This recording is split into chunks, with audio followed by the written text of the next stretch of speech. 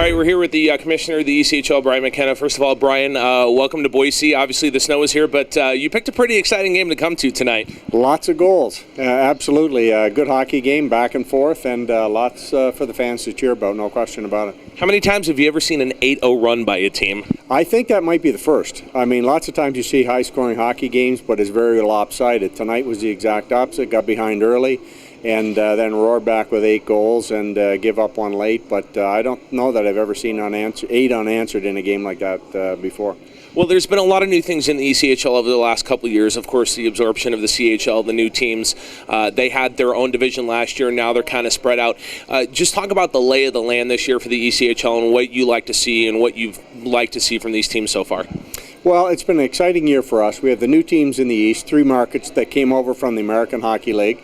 And they've all done pretty well. I mean, we've got, I guess, revisiting Norfolk, where we had a team in Hampton Roads for a lot of years in the ECHL, so it's a reintroduction of our league in that market. But in terms of the other 2, Adirondack and Manchester, good traditional hockey markets and good additions for us.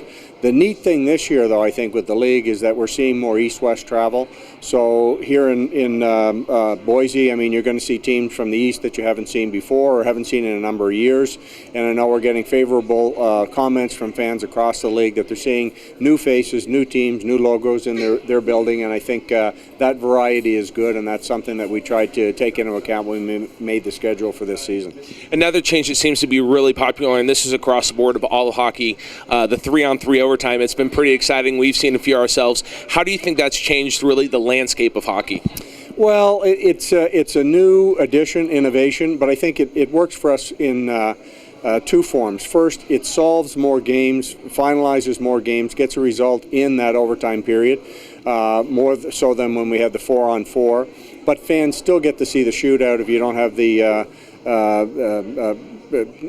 game decided in the 3-on-3. So, and more exciting overtime and more games decided in that format as opposed to having to go to the shootout.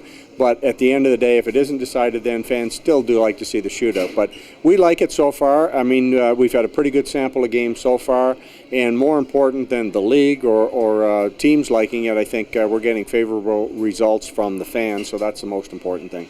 There's been a lot of talk about Las Vegas to Seattle getting an NHL team. And now with, the ECHL really kind of being the only AA hockey league around, how does that change that relationship with more potential NHL teams coming west, that relationship with the AHL? What does that all really mean for the ECHL at this point? Well, I think it's working better.